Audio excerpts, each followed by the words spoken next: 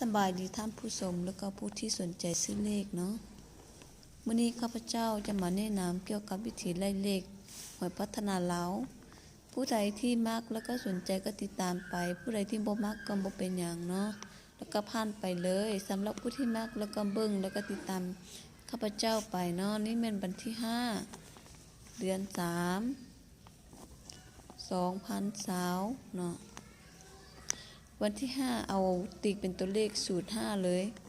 054585อันนี้เป็นเลขสิงแล้วเขาจะเปลี่ยนคือกลับคืนมาคือ50มันมีตัวเลขหยัง10แล้วก็90นี่แม่นจะเป็นเลขของตัวสัตว์เลขตัวสัตว์นาคน้ำเนาะนาคน้ำมันจะมี50 10 90แล้วเป็นอย่างคือว่าเป็นตัวนี้เขาจะไล่คืนเนาะของวันที่2อยากให้พวกท่านเข้าใจเนาะเข้าใจสำหรับชุดของข้าพเจ้าไล่เองวันที่2ผ่านมาเนาะแม่นเมื่อวันที่2ใส่02เลย02แล้วก็42เนาะ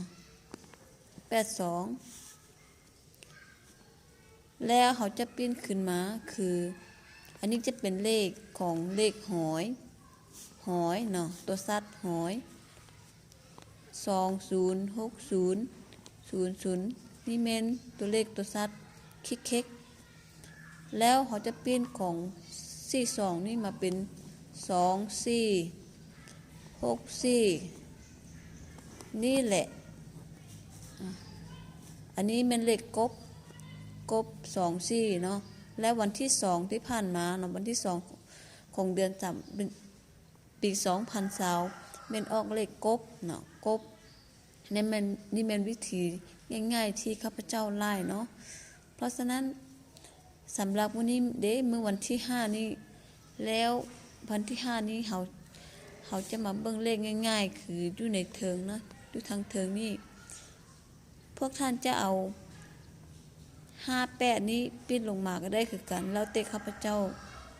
อันที่ไล่ตามเดี๋ยวนี้แต่ว่าพวกท่านจะมากเดี๋ยวนี้ก็ไล่ไปตามที่พวกท่านมากเนาะ